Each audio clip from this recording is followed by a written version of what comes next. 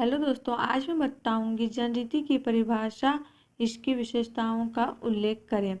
प्रसिद्ध समाजशास्त्री डब्ल्यू.जी. समनर ने अपनी पुस्तक फॉल्कवेज में सर्वप्रथम इस अंग्रेजी शब्द फॉल्कवेज का प्रयोग किया था। यह दो शब्दों के मेल से बना है, फॉल्क अर्थात जन और वेज रीतियाँ। इस तरह फॉल्कवेज का शाब्दिक अर्थ जनरीतियाँ होता है। जब कोई विचार किसी एक जनसमूह द्वारा स्वीकार कर लिया जाता है तब उसे जनरीति कहते हैं।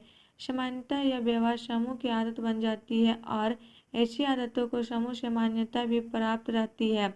परंतु जनरीतियाँ प्रत्येक समाज की अलग अलग भी होती है। जैसे हिंदू का चौके में बैठकर भोजन करना, ईसाई का कुर्सी टेबल पर बैठकर भोजन करना इत्यादि। कुछ समाज में लोग दोनों हाथ जोड़कर अभिवादन करते हैं। किसी समाज में नाक रगड़कर एक दूसरे का सम्मान करते हैं। कुछ सामाजिक वैज्ञानिकों ने फॉल्कवेज को इस तरह परिभाषित किया है। मैकइवर और पेज ने जनरीतियों को परिभाषित करते हुए लिखा है, जनरीतियाँ समाज से मान्यता प्राप्त या स्वीकृत व्यवहार करने की पद्धतियाँ हैं।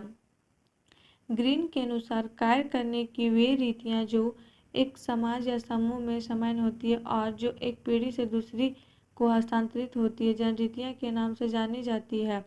समनर के शब्दों में जनरीतियों का तात्पर्य व्यवहार के उन प्रत्याशित और संचित तरीकों से है जो एक विशेष परिस्थिति में सामाजिक क्रियाओं की आवश्यकताओं को पूरा करने के फलस्वरूप उत्पन्न होते हैं।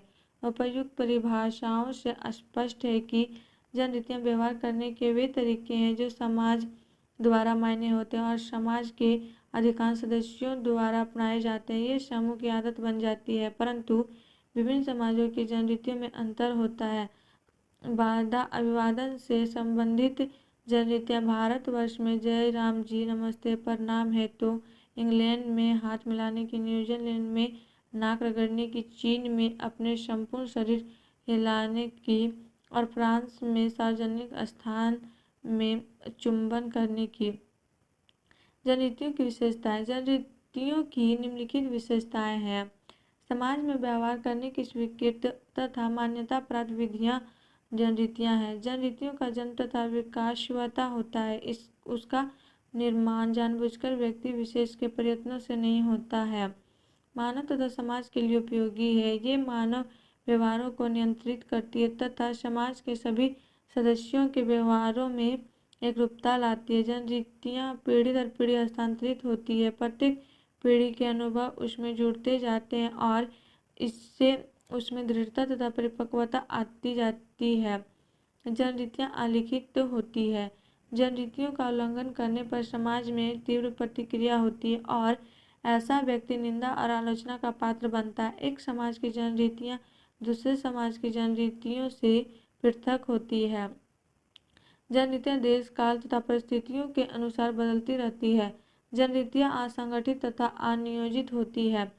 समाज में एकरूपता लाने का कार्य करती है। एक पीढ़ी का ज्ञान दूसरे पीढ़ी तक ले जाती है। जनरीतियों में समाज की व्यवस्था एवं समूह कल्याण की भावना निहित होती है। जनरीतियाँ अस्थायी एवं विश्वव्यापी तत्व है। जनरीतियाँ शक्तिशाली होती है। गिंडिक्स के शब्दों में विधि तथा जनरीतियों के संघर्ष में विजय जनरीतियों की ये होती है। जनरीतियाँ संस्कृति के मूलभूत आधार है। और आप लोग को वीडियो अच्छी लगी तो please like and subscribe my YouTube channel and share जरूर करें।